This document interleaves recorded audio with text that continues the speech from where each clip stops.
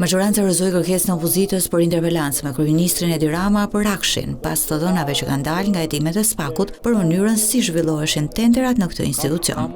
Partia Demokratike akuzoi shumicën socialiste se po shkel kushtetutën duke i mohuar të drejtat opozitës. Ndërkohë që kryeparlamentari Niko Peleshi deklaroi se nuk mund të bëhen interpelanca për çështje që janë nën hetim.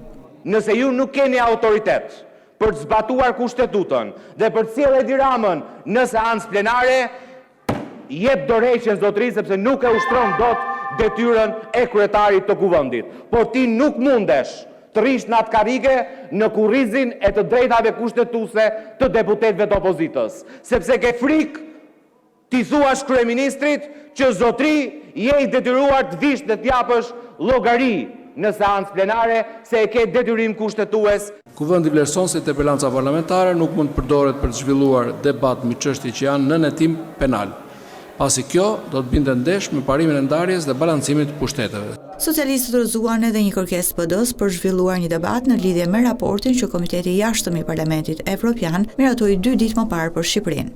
Kolegët e Parlamentit Evropian kanë prezantuar 350 amendamente për ta sjellë dokumentin në këtë draft që ne kemi sot. Kaq problematik është kthyer Shqipëria. Kaq problem është bërë lufta ndaj korrupsionit, zgjedhjet e lira dhe të ndershme.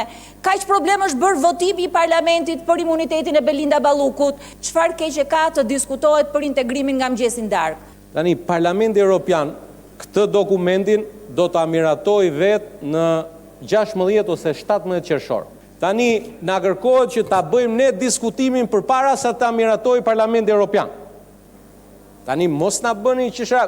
Në datën 5 maj, Komiteti i Jashtëm miratoi raportin për Shqipërinë, raporti i cili do të votohet në Parlamentin Evropian pak javë më vonë.